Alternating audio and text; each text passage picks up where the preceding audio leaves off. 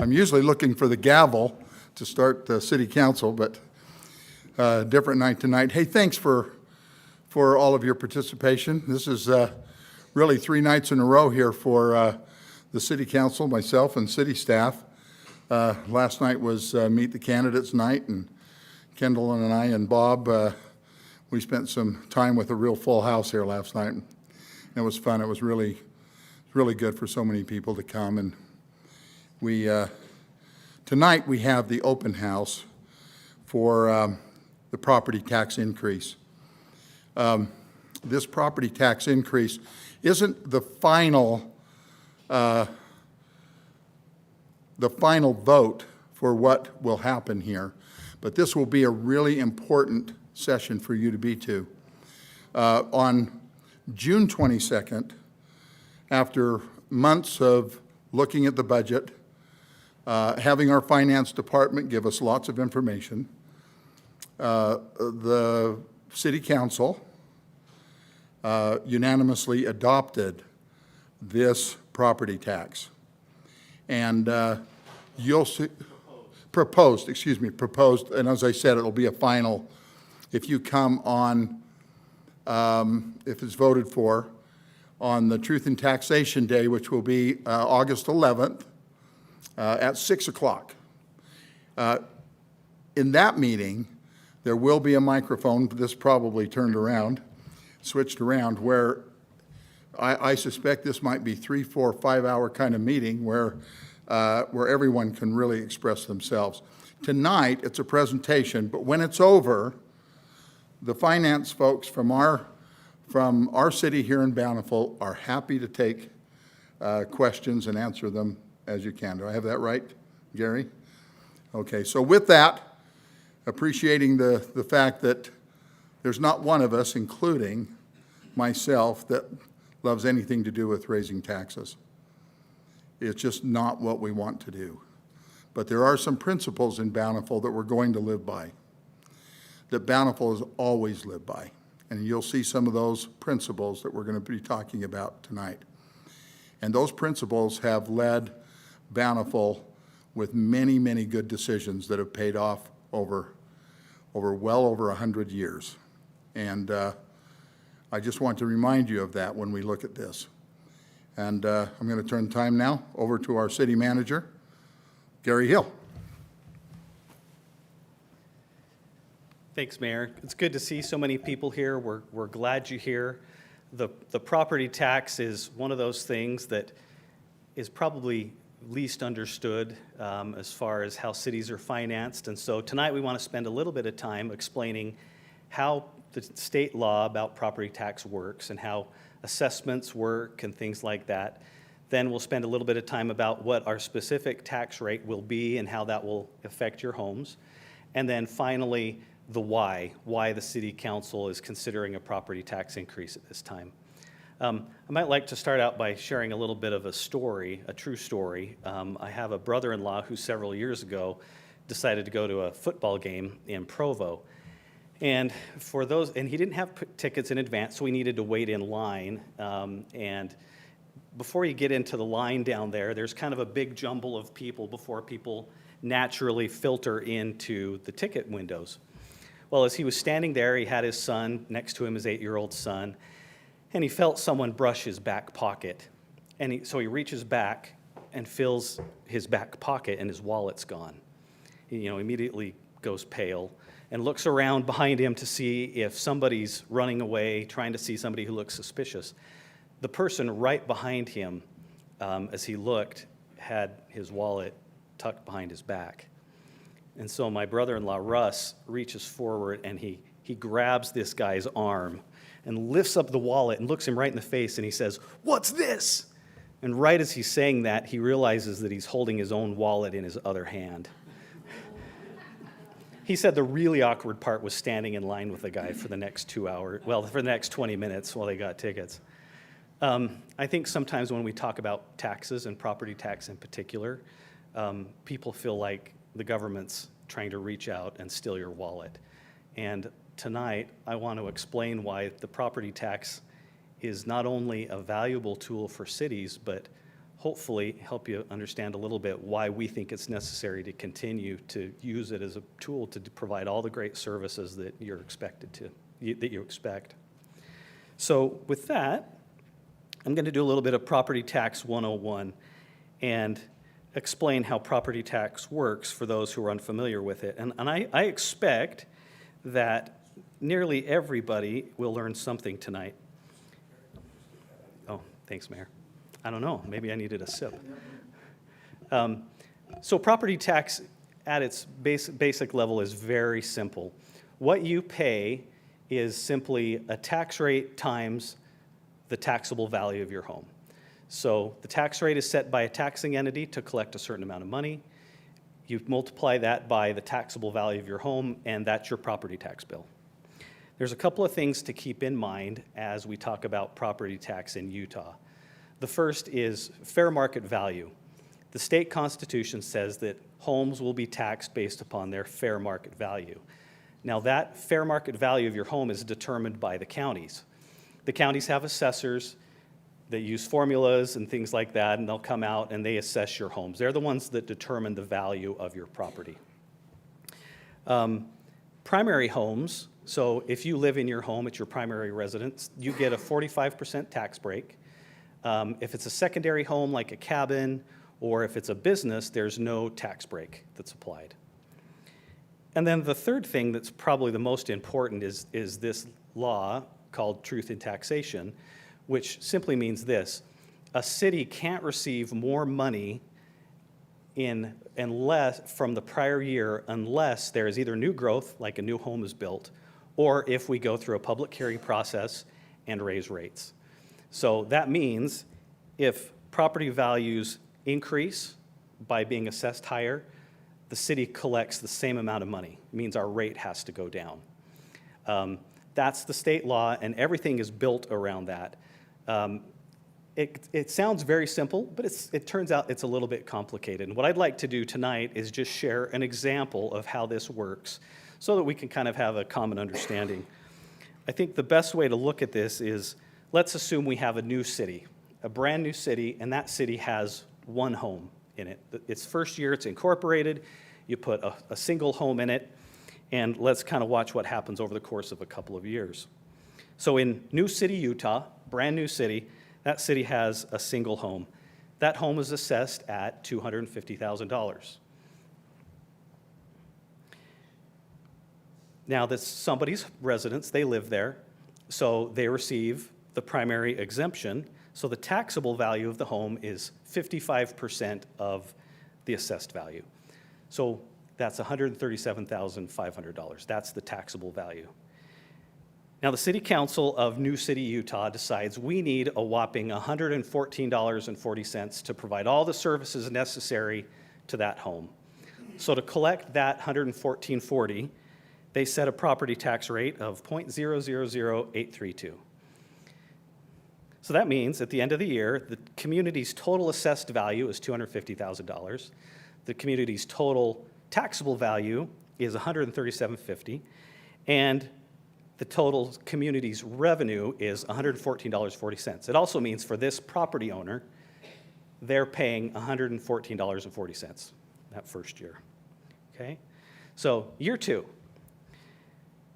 And that's kind of how that tax rate formula works. You just take the tax revenue you need, you divide it by the taxable value, and that's how you come up with the rate.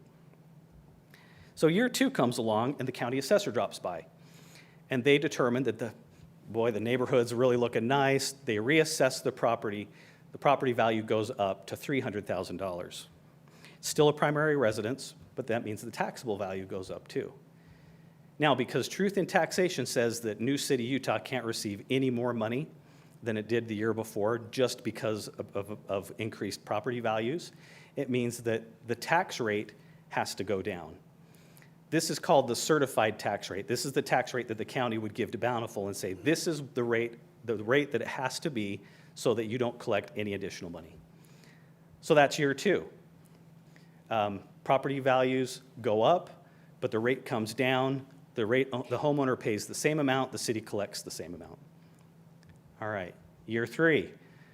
Assessors stay away, But we get a new business in town. So now our huge city has one house and one business. This business is assessed at $200,000. It doesn't receive the primary exemption, and so its taxable value is $200,000. Now, if you remember, Truth in Taxation said the city can't receive any more money than it did the prior year. So it still collects the same dollar amount from that first home. The tax rate stays exactly the same as it was the prior year. But because there is an additional property, you apply that tax rate to the new property, and the city gets additional revenue, only because there was new growth. But the tax rate stays the same, and that home pays the same amount. Okay, so that's year 3. Now things get really interesting in year 4. And this is going to begin to show some of the weirdness of truth in taxation and why sometimes you'll look at your property bill and we'll say, hey, nobody raised your property tax, but you'll pay more. So in year 4, the assessor comes back.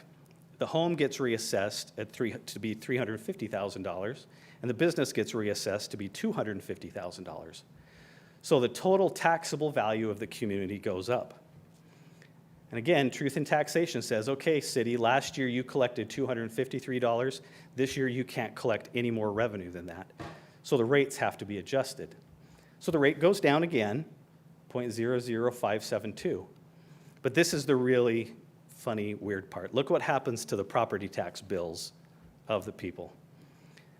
The property tax bill for the homeowner goes down to $110, but the property tax bill for the business goes up, even though the city didn't change its rate.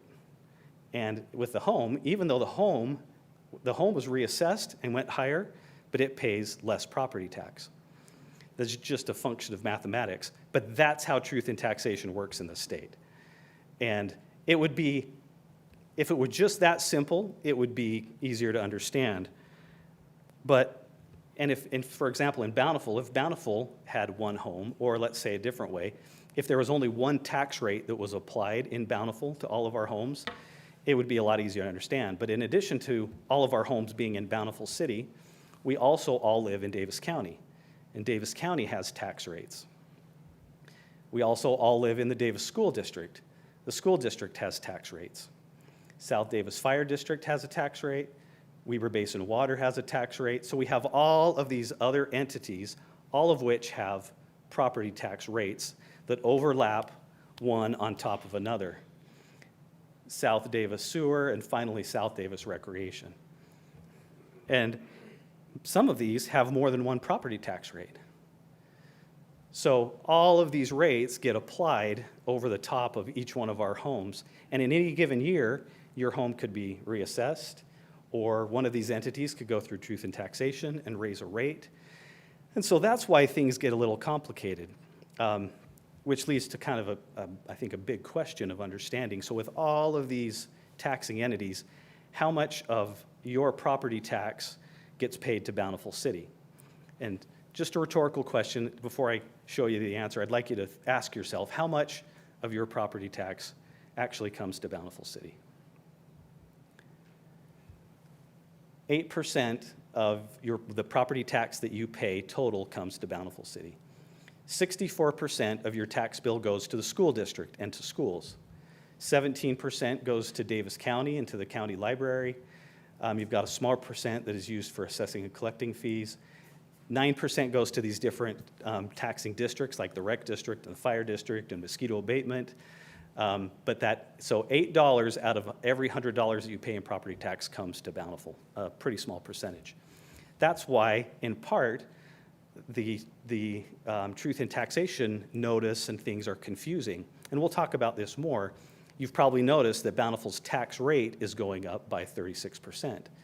But because we're only 8% of your total tax bill, what you pay will only go up 2%. So here's just a couple of common questions that we receive at the city whenever people receive their tax bills. And we get them every year. We're going to get more this year because of the truth in taxation hearing, which is totally understandable. So why did my tax bill go up? Or why did you raise my property tax? People frequently assume it's the city raising its rate when it may be somebody else. And the answer to that, hopefully, as you've been able to see, is that there's only two reasons that your tax bill will go up. Either somebody has increased their rate, or your home or land is worth more. Those are the only two factors that make your rate change. Here's a sample property tax notice from a few years ago in Davis County. And just want to point out a couple of things. So if you look in this column right here, this upper right-hand column, in 2008, this was the assessed value of this home, $306,000. In 2009, the current tax year, the home was reassessed to $322,000. If you go down to the bottom now, you'll see that the prior year's tax payment was $2,000, and then in the current tax year, because the value of the home went up, so did the tax bill. You'll also notice this little corner right here. There is one taxing entity that's going to go through truth in taxation, and it's too small for me to see which one it was. I think it may have been the fire district in North Davis County. If that tax rate was approved, the bill would have gone up a little bit more. Okay. Here's another common question. So, and I think it follows from this one. So if no taxing entity increases its rates and my tax bill still went up, who gets the money? Now, that's probably the most common question. Look, I know I'm paying more money this year. My home went up, somebody's getting the money, right? Well, the answer to this question of who gets the money if no taxing entity is increasing its rate is it's your neighbors. Their tax bills are going down.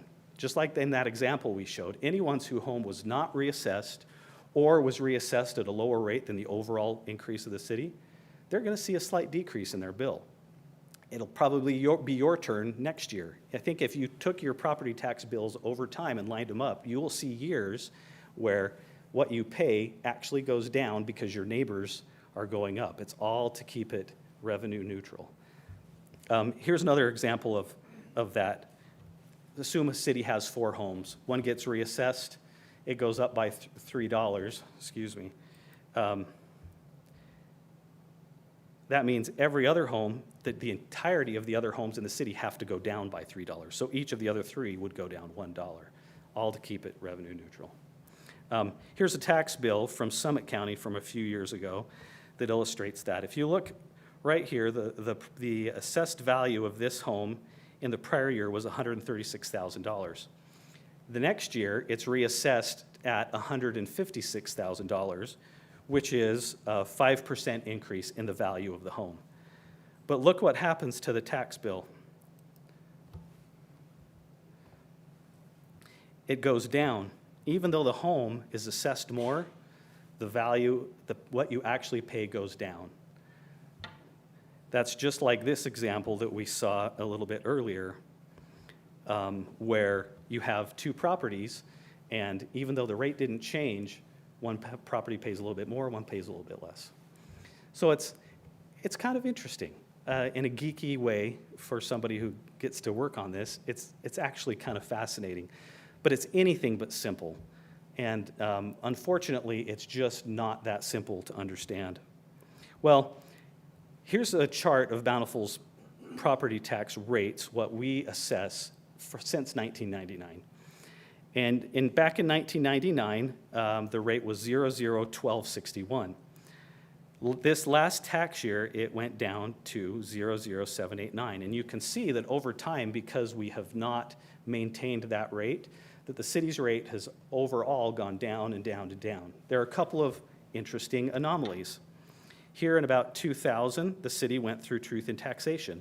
Did, I think, a $300,000 increase for some additional support for the fire department, some IT support. Then you can see the trend goes down as we don't go through truth in taxation. Right here, it starts to go back up again, which is kind of fascinating because that's 2008. That's the recession. And you probably all remember watching your property values go down during the recession. If you were trying to sell a home at that time, you were wringing your hands because you were not going to be able to sell it for what you probably paid for it. That was my case. And so for a couple of years, because property values went down, the rate went up to keep the city at the exact same dollar amount. And then it starts to go back down again as values go down. Then again, in 2018, the city went through truth in taxation. We did it to add a couple of police officers and to add some revenue that had been taken from our sales tax revenue to support homeless shelters in Salt Lake. But you can see that as that rate decreases over time, there are a few detrimental impacts to city revenues. And I want to point those out, and then I'm going to turn the time over to Galen Rasmussen, our Assistant City Manager. The first is you can see that there is no inflation adjustment for property tax. Doesn't matter if the cost of services goes up or the cost of materials. There's nothing in the property tax that rises with inflation. There is in sales tax. We tend to see sales tax go up, but in property tax, there's no adjustment for inflation. Another really kind of interesting thing, you may not realize it, but we all also pay property tax on our vehicles. We don't pay it as a property tax bill, we pay it as a fee when we register our vehicles. The way that money gets distributed in the county is it's divvied up like a pie, and it's based upon the percentage that our rate is compared to everybody else. So if our slice of pie, if our rate gets smaller and smaller, we get less and less revenue as a community. It goes to other communities. So as our rate has gone down, our revenue has gone down as well and gone to places like Layton or others that have maintained their rate. In 1999, we were collecting $382,000 in motor vehicle fees. In 2020, that's below $200,000 in motor vehicle fees. It's not because there are fewer cars or that they're worth less. It's just that our rate has gone down over time. The third impact is that we receive less revenue to our redevelopment agency as the rate goes down. And then finally, for every new home that's built in town, we also receive less revenue for each one of those. The way that works is a $250,000 home in 2020 and it has a higher tax rate. If the tax rate goes down, that same home generates less property tax revenue. So those are some of the impacts and how property tax works. It's a little more complicated than most people think. It certainly was a lot more complicated than I realized until I started to really dig into how it works. And I hope this has been valuable in understanding how the truth in taxation law works. Now I'm going to turn the time over to our Assistant City Manager, Galen Rasmussen, to talk about the specific proposal that the City Council has. Thank you, Gary. It's good to see so many of you out so we can discuss this important topic. The city has proposed in their fiscal year 22 budget a amount of money that will increase our property taxes to $950,000. That was, as the mayor mentioned earlier, done on as part of our public hearing on the budget on June 22nd. And that is to balance our revenues with our identified needs of expenditures. And because we're not a government entity where we can raise taxes through printing money, we can't do that. We have to balance our budget just like you do. And so that is just to balance our revenues and expenses. To give you an idea of what that impact is on the average home, Davis County, as well as all the other counties in Utah, provides to each city what the average home value is in their communities. And for Bountiful this year in 2021's calendar year taxes, the average home market value is $434,000. Your home may be a little less, maybe a little bit more. So these figures are just based on that $434,000 home. Bountiful's proposed tax increase, the effect on that $434,000 home is estimated to be about $62 annually. That's the increase amount. And if you factor that down to a monthly basis, it's about $5.17. That's the impact there. Now that, in Bountiful City's rate alone, as you remember all those concentric circles around the home that was the example home, Bountiful City's rate, just that rate, the increase is 36.7%. But when you get your total tax bill, when you have all those other entities added to it, you look at your total tax bill, Bountiful City and then the sewer district and all the rest of them, your actual amount that you'll pay will only be about 2.2% more, as Gary had mentioned before. To give you an idea of how our rates stack up with other Davis County cities, This is the most recent tax year that was completed, 2020 calendar year. As you can see, Bountiful is the lowest tax rate that is out there now, and that has been the case for many, many years, that we are able to deliver services that way to be the lowest taxing entity. When you look at it sliced up a little bit differently with adding some of those other taxing districts into our rate, that comparative rate, when you add the city's rates and then say the irrigation company, if you have one in your community, a recreation center, if you have a recreation district in your community, a fire district, which most of these cities have either one or all three of those. When you add those together and then you factor in where Bountiful would fall with the proposed rate, which is 0.000967, then we are still the third to the lowest when you add in all the other taxing entities. So that just gives you another look at that. So in summary, our tax increase proposed in the budget is $950,000 increase. When you get your total bill, it's about 2.2% more.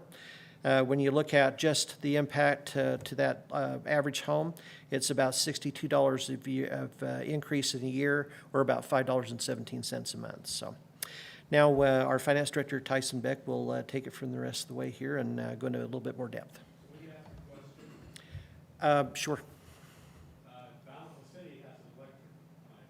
Those other we do. cities don't. Not all of them. We pay electric bills, which then comes into the city. How does this factor in if you add that electric revenue? You want to? Sure. If the city didn't have that electric revenue, the city's property taxes would have to go up by $2 million. That's how that works. Rocky Mountain Power, for example, they're a private corporation. They have shareholders. The profits from those shares get paid to the shareholders. In Bountiful's case, because it's a public utility, the profits from the utility go into the general fund and help keep the property tax low. I think that's wonderful, but if you add that 2 million to these percents, we're not that low. No, but We're paying that electricity bill above what it really needed to be. I don't think you understand. If we put the utility rates lower and didn't collect that $200,000, that $2 million, then we would have to increase property tax rates by $2 million, essentially almost doubling what your property tax bill is now. Yes, and that's what I'm saying. If we had to do that, our percent would not be the lowest with those other cities. Oh, that's true. We would have a much, much higher percentage. So that really isn't an accurate presentation of our percent compared to those other cities. We No. do not have the electric utilities. No, but those residents are still paying a power bill, just like we're all paying a power bill. They're just paying it to somebody who's not in the city. And we'll talk in a few minutes about the overall cost and fees of how we stack up with other communities. But in reality is the power utility helps keep our property taxes much, much lower than in other communities. Sorry, let's do the rest of the presentation, then we'll be able to answer some questions, because I think some of these will be addressed.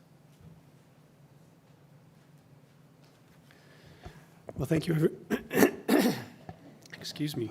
Thank you, everyone, for your time tonight and for coming out to hear staff's perspective on this property tax increase. Gary and Galen have done a fantastic job of laying some groundwork as to how the truth in taxation process works in the state of Utah, that we have to be revenue neutral unless we go through the truth in taxation process. And they've talked about how it's going to affect us in our own wallet, our personal budget, what this looks like to the average homeowner. And now comes the why. Why does Bountiful City need to raise property taxes by $950,000?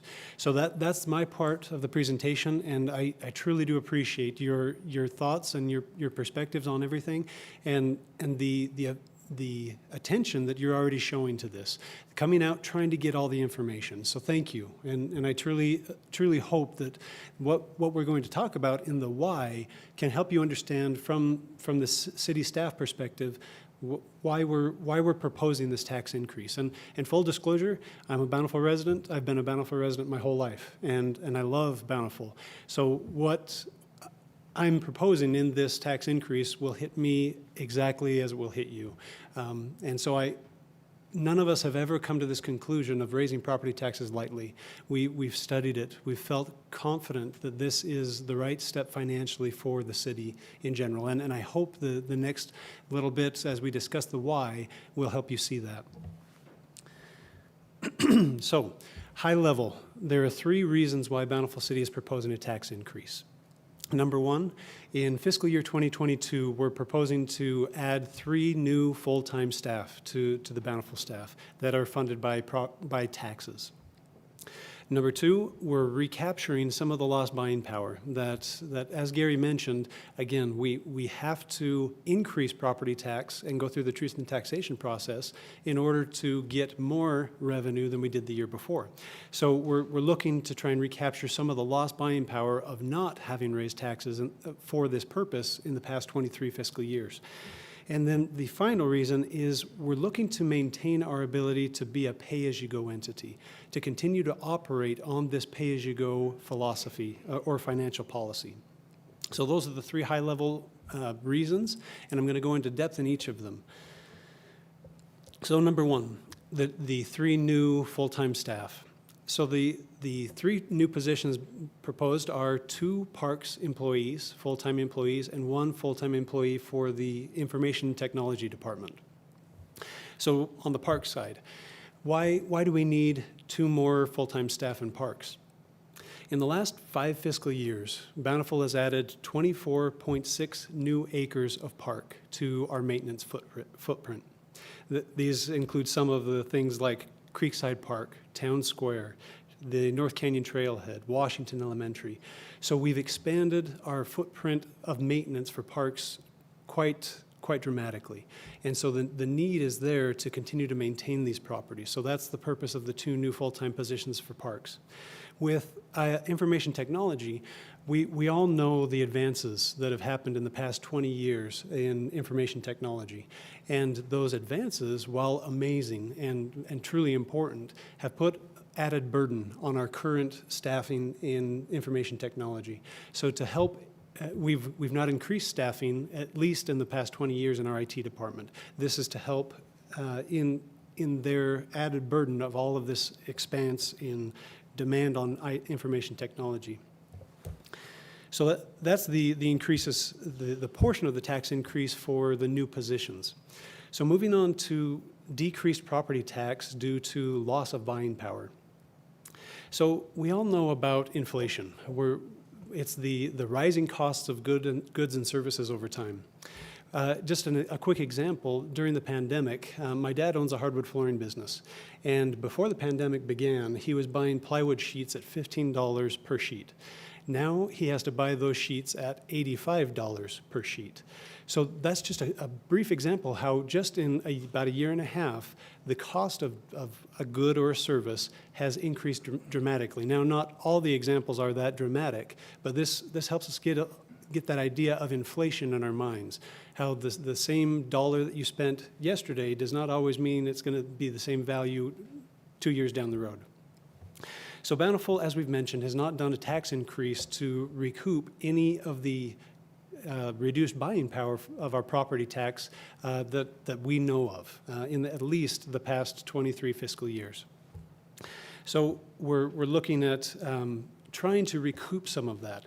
So I graphed out Bountiful's property tax revenue. So that's this top blue line.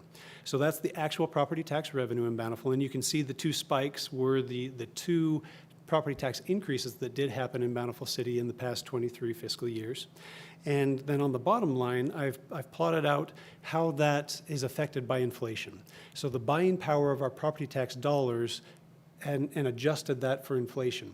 So you can see that we've actually lost $885,000 of our buying power in property tax revenue. And that equates to 33.5%.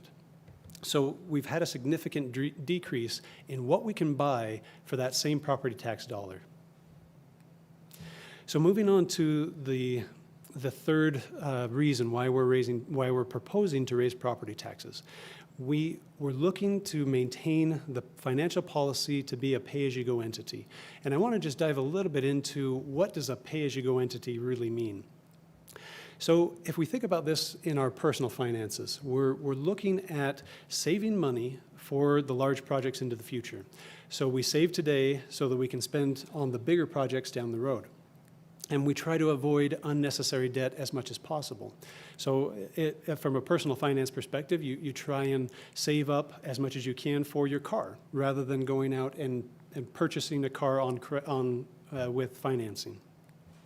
So I wanted to just briefly highlight a long-standing financial policy of the city. This has been, the pay-as-you-go financial policy of Bountiful City has been in place for a long time. I want to take you back 30 years. In 30 years ago, the city manager sent this memo to the city council. And in that, they said, the city's policy has been to utilize reserve funds to meet its philosophy of pay-as-you-go financing for capital improvement needs of the city. We have been successful in keeping our taxes low and our user charges low, while at the same time providing a high level of service. However, we will have to adjust our taxes and our user charges if we are to maintain a strong financial base, which allows us to avoid bonding as a means of financing needed system improvements. This will be particularly true as our infrastructure continues to age and the need for maintenance, repair, and ultimate replacement becomes more pressing. So 30 years ago, the financial policy was, we want to be a pay-as-you-go entity, avoid unnecessary debt.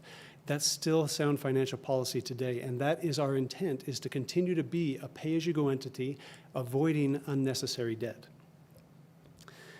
So as we're talking about our ability to be a pay-as-you-go entity, the city's main tool in doing that is our capital projects fund. And this fund specifically is used, we put away reserves or savings, and we use those for capital projects. Items like road reconstruction, snowplow purchasing, police vehicle purchasing, any repairs to big facilities. That's what we use these savings for, is the capital projects fund. So I'll just refer to that as our savings, so that we're all kind of thinking in the same terms. This is our savings at the city to finance our ongoing capital items and improvements. So the city's capital savings are being depleted, and the property tax increase is to help stop that depletion of our capital reserves or our capital savings. So there are two reasons why our capital reserves and savings are being depleted. Number one is that we've had recent significant capital outlays that have shrunk our savings. And number two, we're seeing a negative financial trend where more sales tax dollars are being used for ongoing operations and not to replenish our savings in this capital fund. So over the last 5 fiscal years, the city has used $27.4 million of our capital savings on large and infrequent capital projects. Some of these, again, are Creekside Park, Town Square, North Canyon, Trailhead, and others. So we've also added, again, as I mentioned before, 24.6 acres of parkland to our maintenance footprint. So we've increased our service level. We've added parks, we've added land, we've added equipment in each of these. And we have not added any increasing revenue or income to offset that.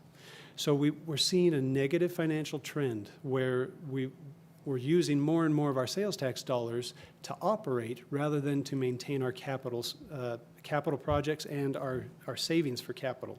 But we've made investments in these projects, and to be honest, I love each of these projects. My kids are fanatics about Creekside Park and about Town Square. They want to be there all day, every day. So I love these investments, but we have to realize that investments cost money, and to maintain them costs money. So we have to make sure that we have enough finances to maintain these into the future. So I wanted to give you some analysis on our sales tax use. So as I mentioned, our main idea at the city is we want to be a pay-as-you-go entity.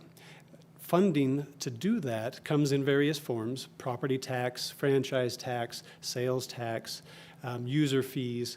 But when we're talking about the general operations of the city, so public safety, snow plowing, streets, these types of general activities, parks, we're talking about tax dollars predominantly that fund these operations. Sales tax is a very, very important revenue for Bountiful City. Now, over the years, our sales tax dollars have been increasingly used more on operations and less being used to save for our capital improvement and our capital projects in the future. So I graphed this, and here in the pie graph, back in fiscal year 2002, the city was able to put away 96% of our sales tax dollars in the capital savings, so our savings account for future capital projects, and only 4% was used to operate, to do our ongoing expenses, personnel services, supplies and maintenance, whatever it might be.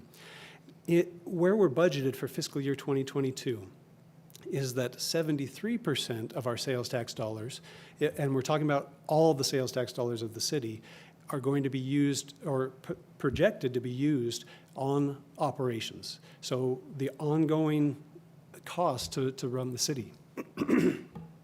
While only 27% is slated to go into our capital savings fund. So we're looking at increasing costs, and we're looking at expanded services that are using more and more sales tax dollars, and yet we cannot store those, we cannot reserve them or save them for the future. So that's the main negative financial trend that we're seeing and that we need to correct. So along with this, I wanted to help you see the past 14 fiscal years of our capital savings and what has happened over this time frame. So when we're just talking here about our capital savings and not the operating side. So the sales tax revenue that is going into our capital savings is this orange line. And you can see that it ebbs and flows a little bit depending upon the year. But I plotted out the average sales taxes that were going into our capital savings. And it ended up being an average of $3.9 million over these past 14 fiscal years. Now, I also researched how much we're spending out of our capital savings, our capital reserves. And that averaged out to be $4.498 million. So basically $4.5 million in outflows of capital expenses and only $3.9 million of revenue coming in, of sales tax coming into the fund. So you can see that we've got a gap where our expenses are higher than our revenues by $550,000, and that's on average over the past 14 fiscal years. So it's a negative trend that does not allow us to build back up reserves. We cannot save for the future.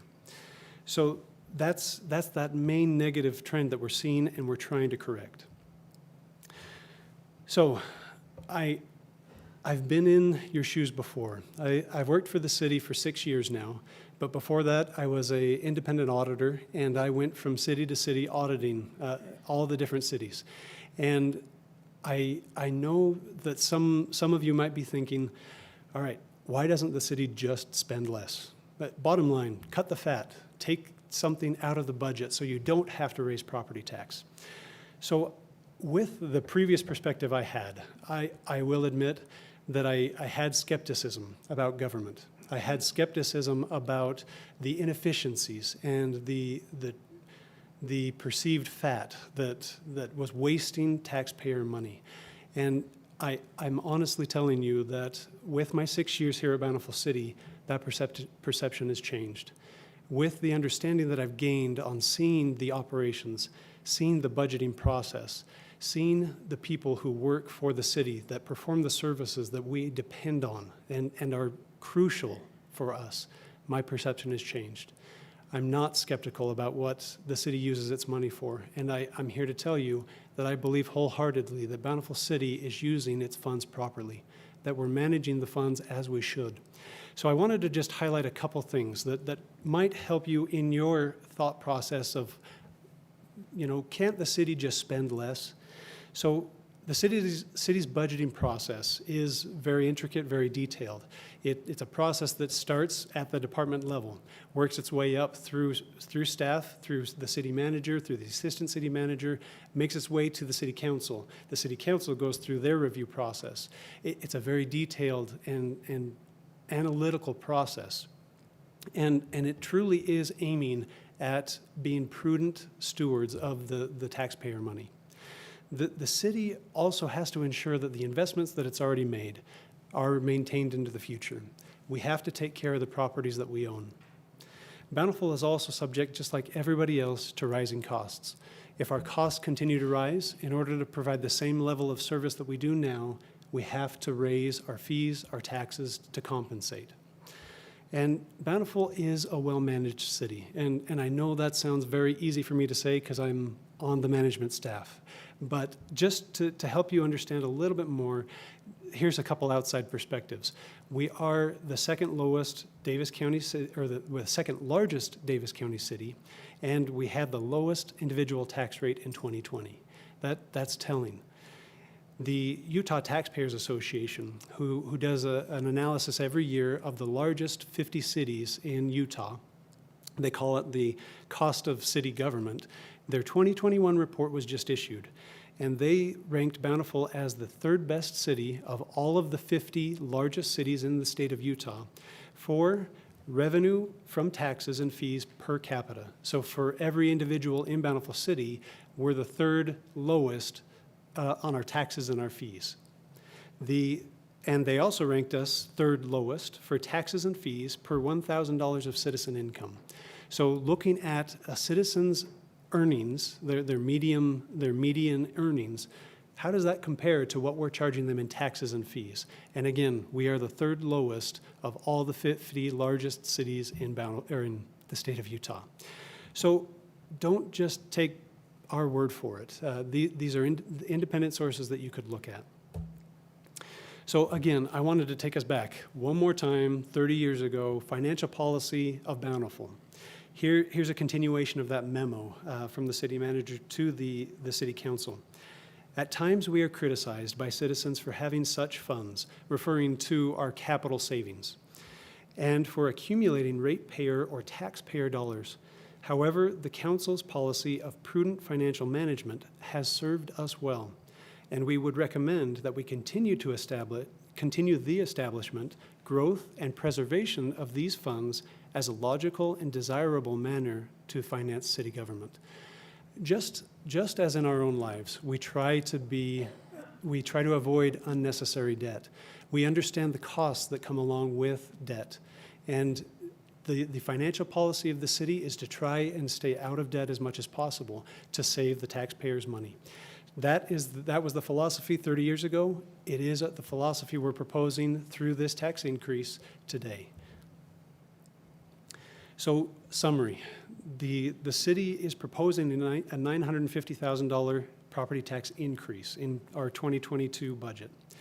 The reasons: funding 3 new full-time employees, recapture some of the lost buying power due to at least 23 years of buying power loss for inflation, and to maintain our ability to be a pay-as-you-go entity, to remain as debt-free as we possibly can.